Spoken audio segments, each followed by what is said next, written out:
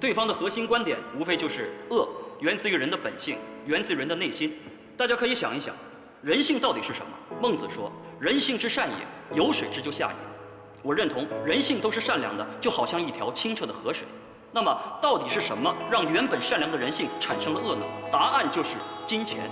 就好像一个化工厂把污水排到了河里，那么你能说这个化工厂不是导致河流污染的源头吗？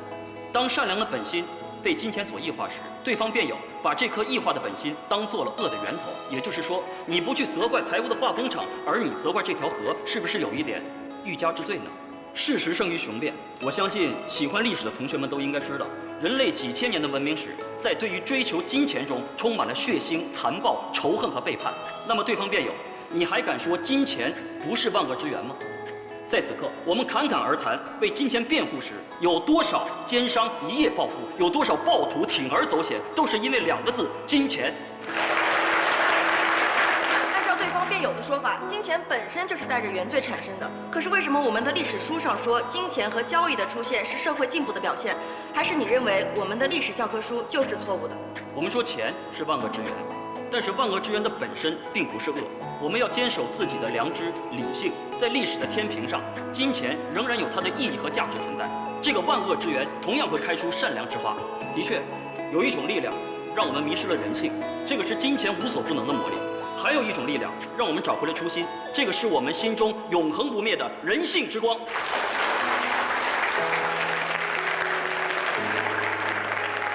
真的没有想到能够见到你，像做梦一样。你什么时候回来的呀？哎呀，这个说来就话长了。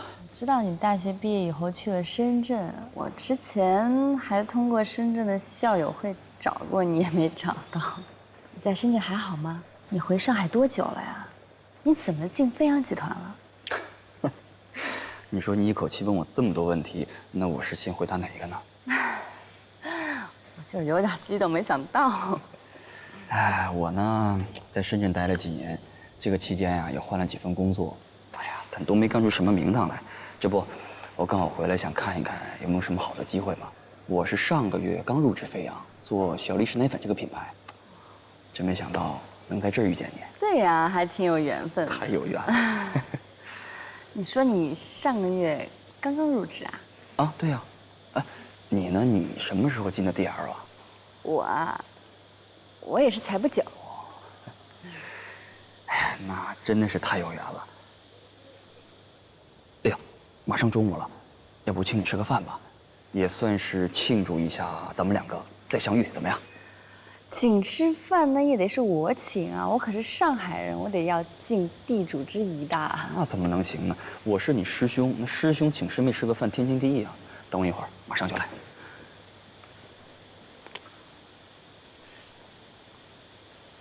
喂，亲爱的，你知道我遇到谁了吗？谭鑫凯。谁？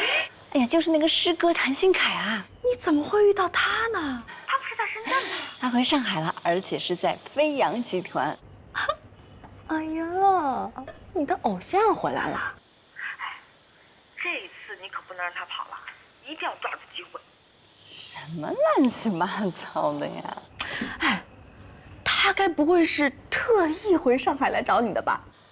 你再胡说，我挂电话了啊！我怎么胡说了？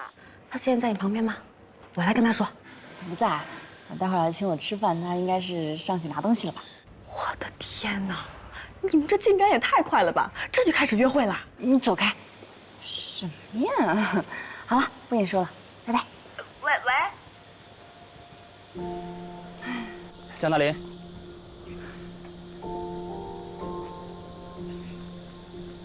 你好，我是大3的谭鑫凯。我知道你，刚才你很棒。你也不差。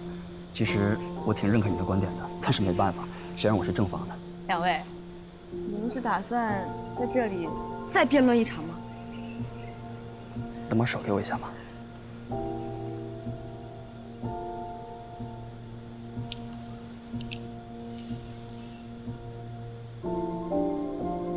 这个是我的联系方式，很高兴认识你。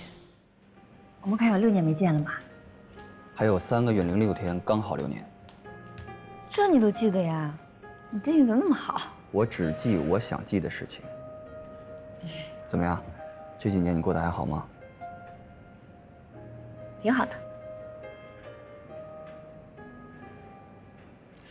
哎，大林，你怎么会在地研了呢？我大概前年吧出差来上海，还找人打听你呢。听人说你出国了。打听我干什么呀？我想咱们俩能不能见上一面？我大学毕业以后就出国留学了，也是才回来，因为家里出了一些事情，所以去了 DL。你家里怎么了？出什么事儿了？需要帮忙吗？没事没事，别老聊我了，说说你吧。飞扬集团可是500强的企业，你这个年纪当上了高级经理，真的是太棒了，不愧是我师兄。上大学的时候我就特别崇拜你。你可别闹了，哪有那么夸张啊？但说实话，我从学校出来啊，才知道天有多高，地有多厚。这些年呢，忙忙碌碌的，还算好吧。干嘛这么谦虚啊？是不是你这个甲方怕我这个乙方求你高抬贵手啊？你会吗？我呢是希望公平竞争，赢也要赢的坦坦荡荡。漂亮，还是我认识的那个江大林。来，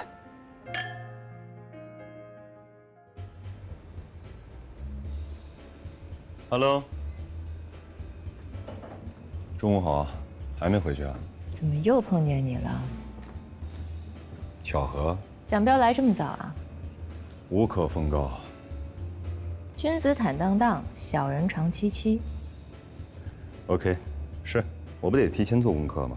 你们上午场，我们下午场，而且我知道他们已经把营销主题给改了，所以我打算午饭不吃了，就在这儿，把我的营销方案再改一改，怎么样？够坦荡吧？你以为你有内线，我就会怕你吗？怕你是不会怕的，赢你也是不可能的。这真是我听过最好笑的笑话，真不知道是谁给你的自信。爹妈给的。女士点什么？一杯美式，双份咖啡，不加糖，不加奶。奥利奥冰冰乐双份奶油，谢谢，一起买单。不用，你买你的，我买我的。大气。有些人吧，看起来是个男的，点杯咖啡就暴露了自己娘娘腔的本质。有些人啊，看起来是个女的，可是骨子里啊，比男人更歧视女人。谁歧视女人了？如果你不觉得娘娘腔是骂人，那你是在表扬我吗？如果你觉得娘娘腔是骂人，那么娘娘得罪你了。娘娘没得罪我，你得罪我了。再说我骂的是你，我可没骂人。二位别打情骂俏了，能不能赶快把单买？我还有急事呢。谁打情骂俏了？不好意思啊，耽误你时间了。我来。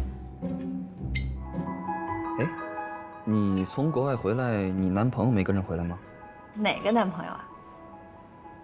啊？没有男朋友，不可能，那国外广阔天地就没遇到合适的。真的，因为我在国外又要上学又要打工，特别忙，根本没有时间找男朋友。那可真是万幸啊！什么？哦，我的意思是说，万幸你单身啊。其实我也是单身。我觉得这一次 MTPR 高峰论坛可以设置一个台上台下的互动环节。张秘书长，你觉得这个建议怎么样？这个建议很好，一会儿我们讨论一下。好。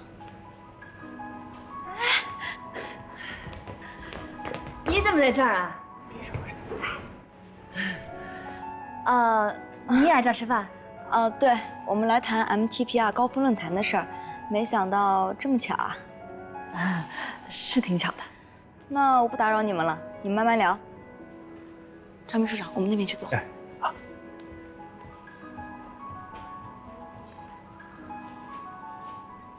哦，我同事。啊，你们同事见面挺热情啊，这。我觉得你刚刚的想法呀非常好。谢谢，您赞同就好。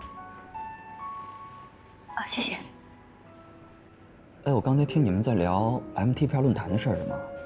这可是国内规格最高的市场公关类论坛，你们要参加吗？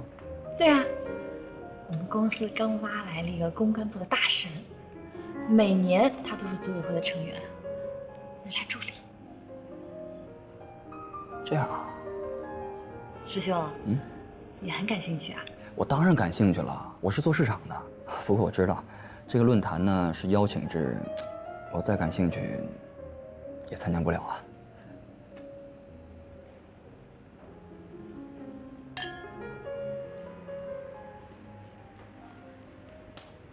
完美。好了。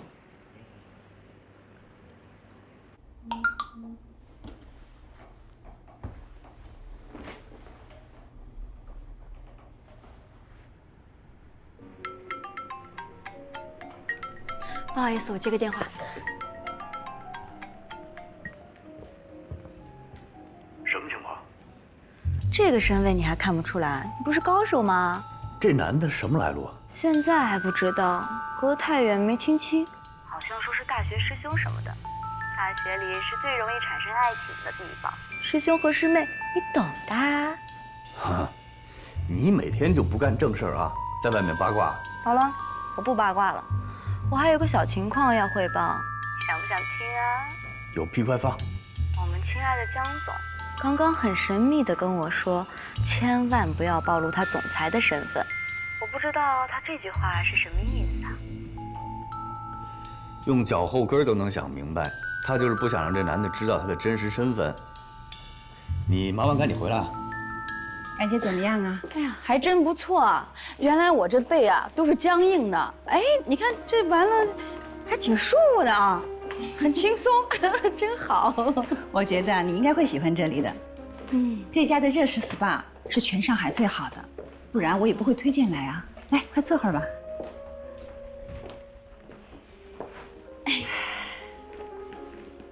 这个呢是我准备的一个小礼物，是送给你的。这是，这家会馆是会员制的，总共200个名额，全部都注册完了。好在他们老板欠我个大人情，特意帮我又多办了一张，给你准备的。这可是个稀罕物啊，我可不敢收。客气什么呀，收下吧。这可不是贿赂你啊，你自己是老板，你不会拿自己生意开玩笑的。再说了，我们公司要是活不好，你也不能用啊。这也就是一个合适的小礼物，送给了合适的人。那我要是收了这礼物，你们如果没中标，那怎么办呢？那就当做提前收到了圣诞礼物。那如果是中标了呢？那就是羊毛出在羊身上。行，我收下。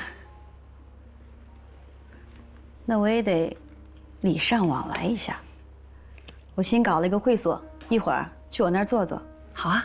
我个人不建议做直播。如果你想保持论坛的权威性和神秘性，那就必须提高准入门槛，严格控制人数。我现在有点事儿，等会儿跟你说。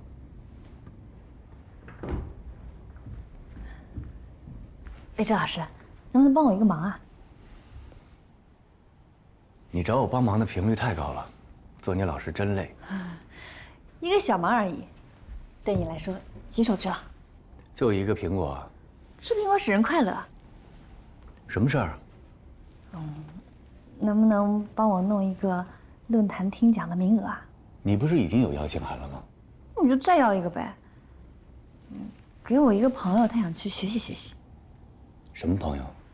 就普通朋友啊。男朋友吧？不是你帮忙还要查户口啊？是我大学的一个师兄，他刚从深圳来上海，而且跟我们这个行业挺近的，所以他对这个论坛比较感兴趣。大学师兄？师兄师妹的很容易在大学里产生爱情。不是有完没完啊？实话说吧，他是飞扬集团新来的市场部高级经理，谭新凯。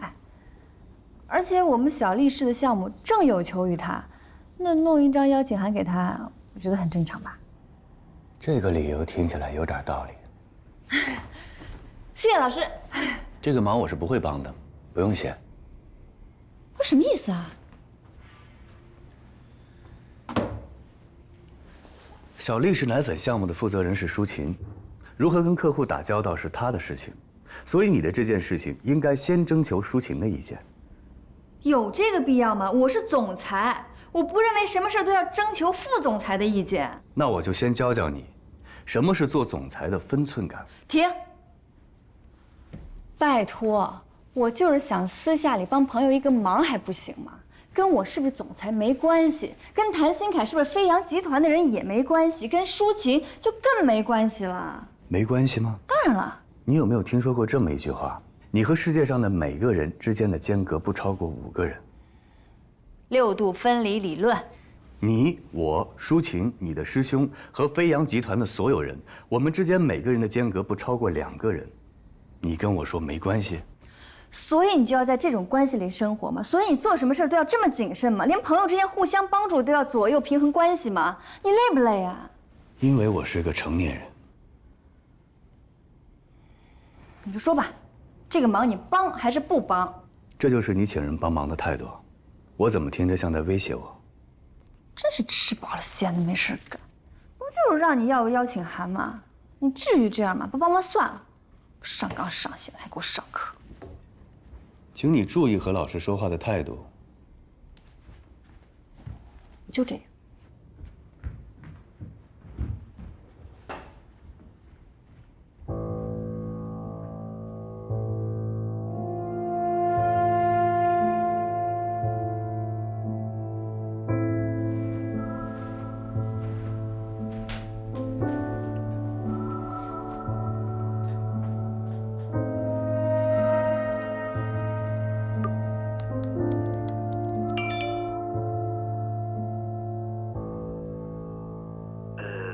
不好意思啊，这么晚打扰你了。那个，你说你可以帮我弄到 MTPR 的论坛通行证，是不是有些困难啊？没戏了呗。我确实还没帮你弄到呢。是这样啊，我吧实在不想失去这次学习的好机会。你看我这种小人物，想开阔眼界，确实没有别的渠道。要是实在有困难的话，那就算了吧，谢谢啊。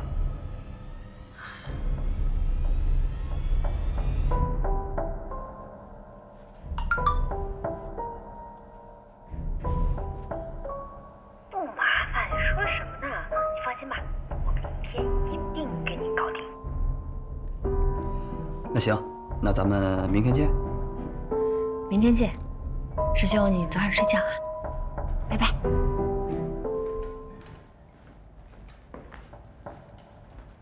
方案写完了吗？啊，那个可口可乐的已经写完了，百事可乐的还没写完呢。能不能专心一点？还玩手机？刚才在跟谁发微信啊？没有啊，我就看看。大学师兄吧。你知道我上一节课要多少钱吗？我就是看在你是我老板的份上，我没收你的钱，能不能珍惜一点？我很珍惜了，是你的题太难了。那2家公司本来就是互相竞争的关系啊！你一会儿让我写 A 公司的方案，一会儿又让我写 B 公司的方案，我一会儿当正方，一会儿当反方，我写着我就写到一起去了，我乱七八糟，脑子一片浆糊，我都快分裂了。做公关和当律师是一样的，今天为张三辩护，明天为李四服务，本来就要做好精神分裂的准备。今天下课之前 ，B 方案要是写不出来，下次就别来上课了。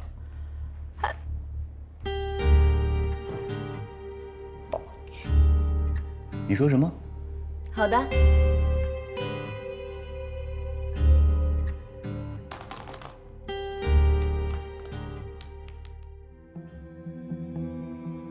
今天凌晨，1人3餐的外卖员叶某在祁连山路和梅村路的路口被一辆豪华跑车撞倒。令人吃惊的是，肇事者既没有拨打报警电话，也没有叫救护车，而是在受害者的身上留下了1万元的现金，然后驾车离开。目前，警方也正在寻找肇事者。这什么人呢？把人撞翻了，扔1万块钱让人自己叫救护车，这不是草菅人命吗？等着看吧，就这事儿，马上就要掀起一场轰轰烈烈的网络论战。题目1：论一个外卖员的倒下。题目2：倒在超跑轮下的外卖员。我已经在微博上看到2篇10万加以上的评论文章，标题是什么？超跑外卖员1万块钱。罗一次，老大，那起交通事故的视频你看了吗？不仅看了，还很受启发。我决定，一会儿的演讲内容得改。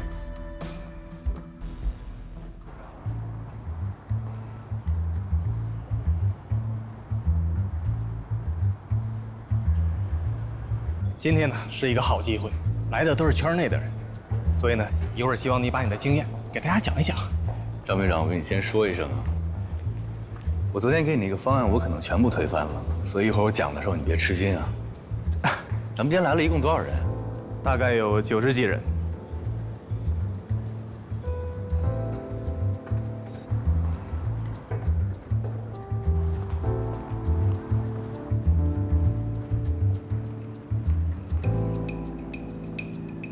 不好意思啊，让你久等了，咱们快进去吧。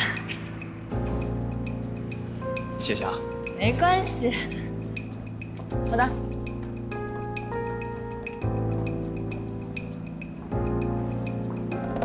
好了，你看。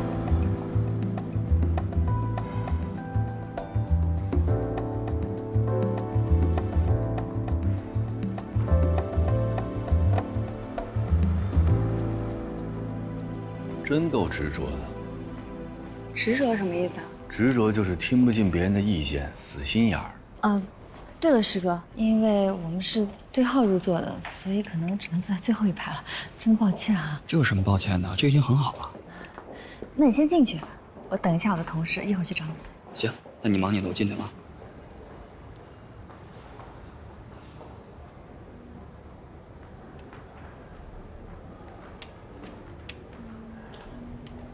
往哪儿看呢？我这不在等你们吗？本事挺大呀，到底还是把人给带进来了。啊，我就是觉得吧，我们应该尊重每一份对求知的渴望。你带进来1、2个人不是大事儿，但是你不许侮辱我的智商。我之前跟你请求过了，是你不答应啊！我发誓，这绝对是最后一次。你很固执，你还不知道自己错哪儿了。我就没觉得自个儿错啊。大家是来听你演讲的，还不是来给你捧场？你喜欢谭鑫凯吧？说什么呢？我们才见了2面，不能彼此坦白的恋爱，是不会有好结果的。乱七八糟，听不懂。魏哲先生，关于这次论坛，我还有几个问题需要跟您确认一下。好的，这边请。杨总啊，别太当真，我老大就是这样的人。他一个不婚主义者，懂什么恋爱？不婚主义者？是啊。你的意思，他这辈子不打算结婚了？应该是吧。你说他是那种认真的不婚主义者，还是打着我是不婚主义者，所以我不能跟你结婚这种为了自己不负责任而找借口的不婚主义者啊？你说的我没听懂，绕口令？你说说。我先进去了哈。好的，我知道了。就算要管学生，你这管的也太多了吧？再说，恋爱也不是你的专长啊。去查一下那个谭鑫凯。你不是开玩笑吧？工作上的事儿，我什么时候跟你开过玩笑？查仔细点。今天凌晨，1人3餐的外卖员叶永福在祁连山路和梅村路的路口被一辆豪华跑车撞倒。令人吃惊的是，肇事者既没有拨打报警电话，也没有叫救护车，而是在受害者的身上留下了1万元的现金，然后驾车离开。目前，警方也正在寻找肇事者。下面有请魏哲先生登台演讲。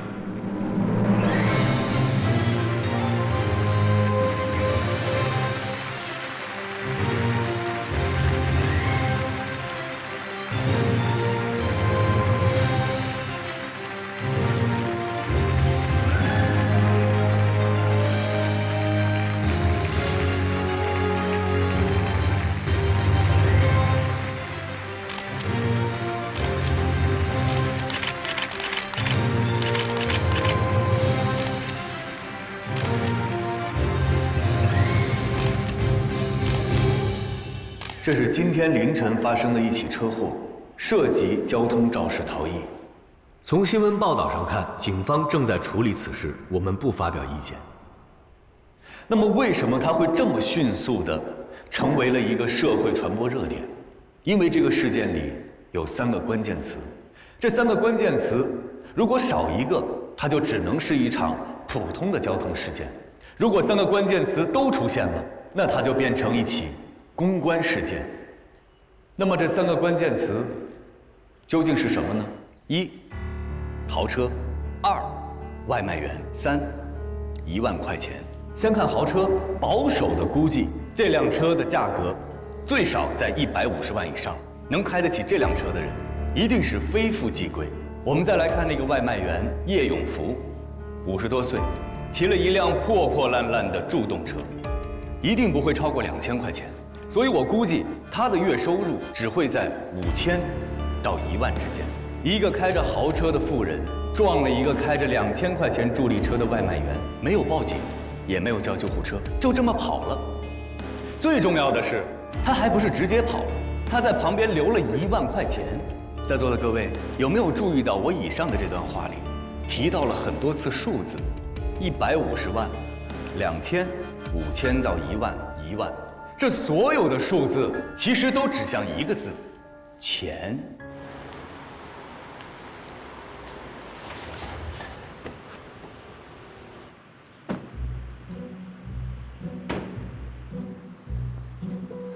你有没有想过，为什么每次来飞扬，我们2个都能偶遇？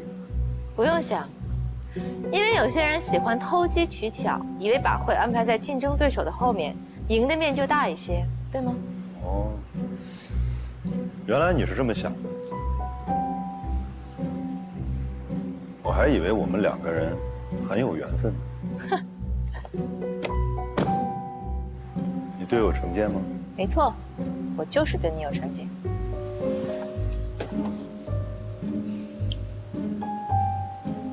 可我对你没成见。咱们这个世界上，很多人对钱是非常敏感的。为什么敏感呢？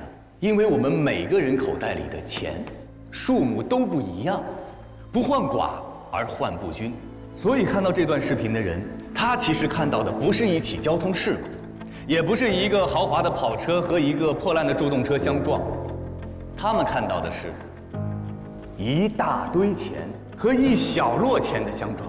你一个开150万的车，竟然撞一个2000块钱的助动车，你撞了就撞了，你跑了就跑了，为什么要留下1万块钱呢？这算什么？撒钱吗？哦，所有的事都能拿钱摆平吗？谁给你的自信？我相信很多人都是这么想的，因为他们看到了一个社会现象，一个让多数人都不满却又无可奈何的社会现象。这个社会现象激起了很多人的愤怒，这就是贫富差距。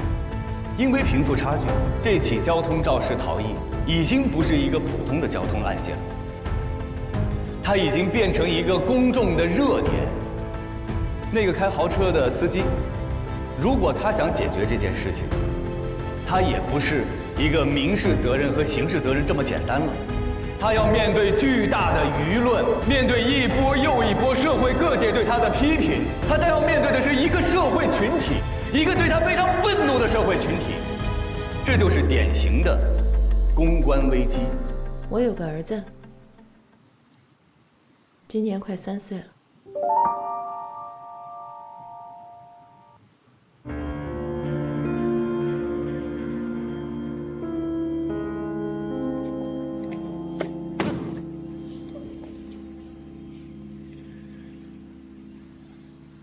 我喜欢把公关人比作蜜蜂，他们的嗅觉非常灵敏，几公里之外的某棵树开了花，他们就能闻到。他们还有复眼，复眼能够让他们从不同的维度去看那朵花、那棵树，甚至那一整片森林。我们永远要比普通人看到的全面，看到的深刻。我们要把所有的情况都看清楚了，才来决定我们该如何入手。我们如何把看到那朵花上的花粉变为我们想要的花蜜？这就是公关人，这就是公关。记住，遏制住一切有可能星火燎原的势头，永远要未雨绸缪，这就是公关人的敏感度和社会责任感。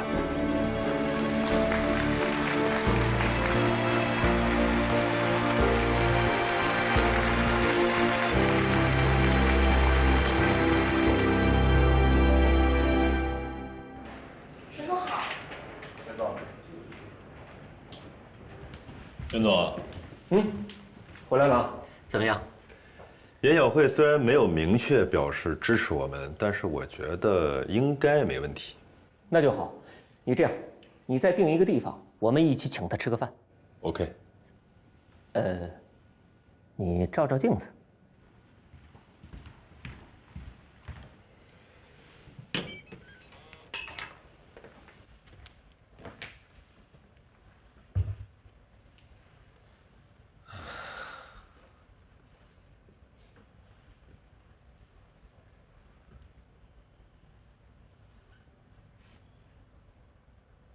我有个儿子，今年快3岁了。今天你的演讲真的太棒了！会议开始前你说你改了内容，我都不知道你要说什么，特别惊喜吧？非常棒。没有，特别不好意思，我们坐的位置也不是特别好。这有什么？这是一个多好。江总，这位是？哦，我师哥。谭新凯。你好，魏先生。你好，你好。您的演讲非常精彩，希望以后多多指教。过奖了。江达林是我们DR的总裁，如果你对公关感兴趣，可以向江总请教。是吧，江总？江总，秘书长等着咱们合影呢，麻烦快一点。幸会。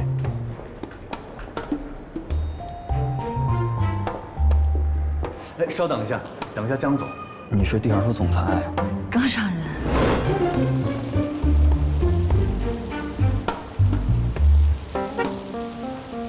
魏哲，你故意的是不是啊？你非得在谭新凯面前揭露我的身份，说我是DR的总裁，你是不是故意就想让我在我朋友面前出手啊？我是在帮你。帮我？你当我傻呀？你当谭新凯是傻的吗？你那个师兄早都已经知道你是DR的总裁，只是故意不说破。你稍微动动脑子想一想，如果他对你感兴趣，随便在网上一查你是谁，一目了然。好，就算是要跟他说清楚，那也是我自己亲自去说。所有人都知道了，你都不会说的。还有，我已经跟舒晴说过了，以后你不要再跟他去飞扬集团讲标了。如果你非想去，就大大方方以DR总裁的身份去，不要鬼鬼祟祟装什么小助理。你凭什么替我做决定？凭什么决定我用什么样的方式去飞扬集团？就算是谭新凯已经知道了，就算是我真的是欺骗他，但那也是我们俩之间的事情，跟你有什么关系啊？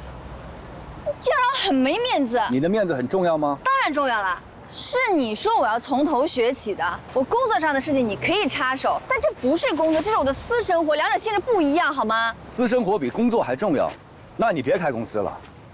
我再跟你说一遍，你现在是 DL 集团的总裁。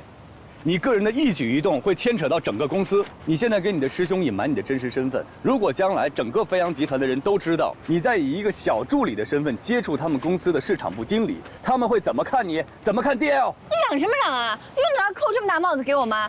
不要老教训我，我又不是小孩子了，我自己知道我在做什么，请你尊重我。我就这样，你是个成年人，自己好好想想。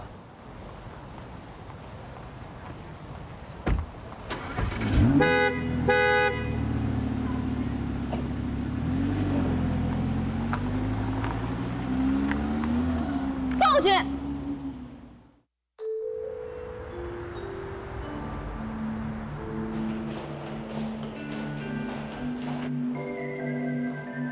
妈，我是不敢穿。天华阿姨，让你们久等了。听我妈说，你有急事找我啊？魏哲先生呢？找我还是找魏哲？快去把魏哲叫来。天辉阿姨说了，这件事儿一定要当着魏哲的面说。啊，快去啊！啊，那你们先坐一下。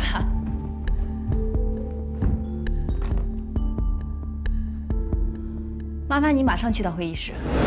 从昨天晚上到现在，小鹏的手机关机，微信不回，我到现在都联系不上他。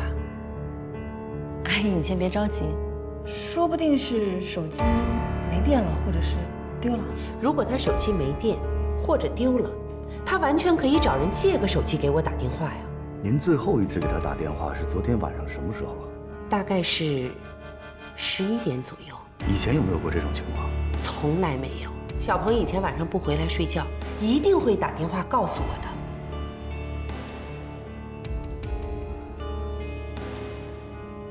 董总，您看，这事儿到现在还不到24个小时，要不您先别着急，再等等消息。不行，我必须马上找到小鹏。我来找你，就是希望你把它当做一个公关事件来办，请我照付。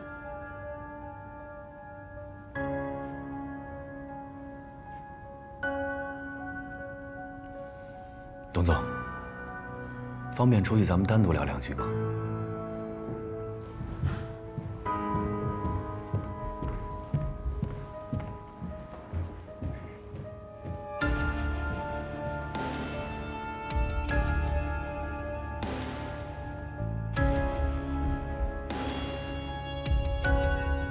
什么情况啊？找人找警察呀？找我们干嘛？叫你找你就找，哪那么多废话呀？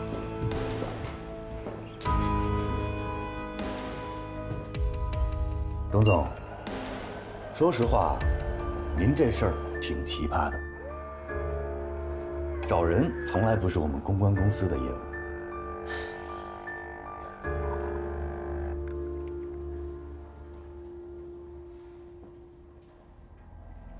告诉我，到底出了什么事儿？不然我没有办法帮你。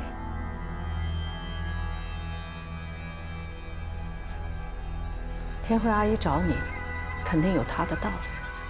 你又不是不知道，明通股份每年有多少公关费用都给了咱们公司。对不起，我刚才没有全说实话。今天凌晨1点左右，我儿子还给我打了一个电话。他说他出车祸了，他现在暂时回不了家，在那之后，我就再也联系不上他了。车祸？对，车祸。危机公关还有找人的业务啊？那找人的业务能赚钱吗？那要看找谁了。现在找的是上市公司大老板的儿子，你说能给我们带来多少业务量？懂了。我现在很担心。我不知道我儿子会怎么样，我不知道他受没受伤，或者他有没有把别人撞伤。总之，不管发生了什么，我需要知道实际情况。你为什么不去找交警呢？交警队那边已经去过了，交通事故正在查，该怎么处理怎么处理。我说的是公关这部分，这是公关事件。你也知道，我的身份很特殊，虽然这是私事，可是一旦被别人利用，后果是很难预料的，所以必须马上解决。我马上就要到淀山湖去开几天的闭门会，这个事情迫在眉睫，这也是我来找你帮忙的主要原因。董总，您对公关有多少了解啊？我知道你是连续4年最有价值独立公关人的获得者。嗨，这都是虚名。今天上午我在 MTP2论坛有一个演讲，不知道您看了没有？我看了全程直播。那您有什么见解呢？你讲得非常精彩，所以我来找你。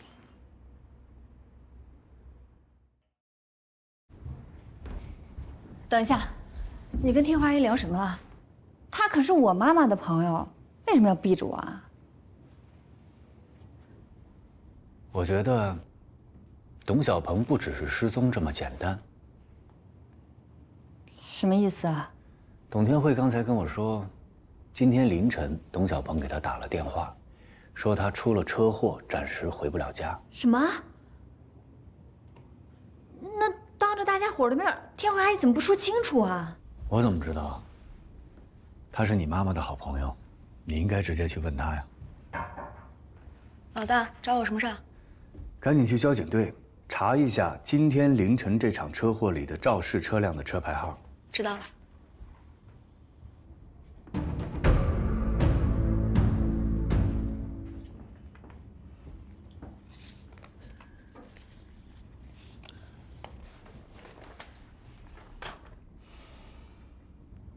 从目前的情况来看，崔英俊有可能向你要抚养费。抚养费？谁养谁呀？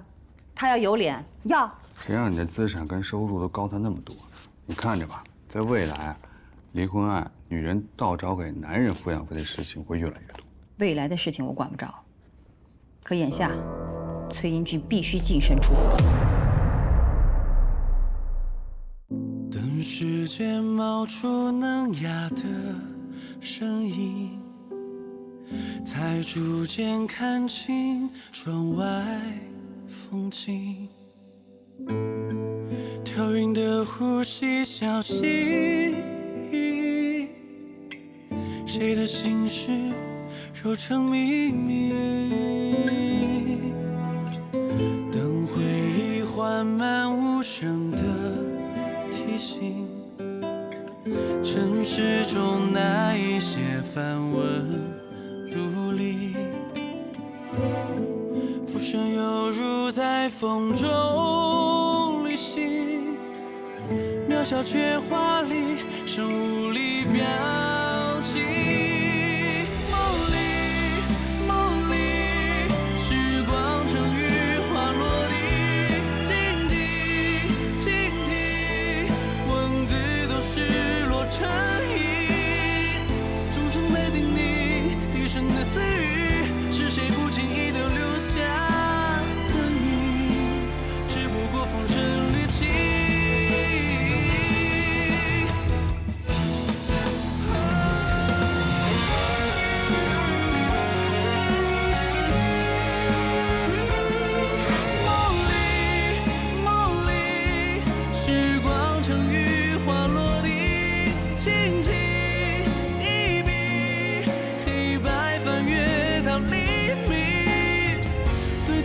去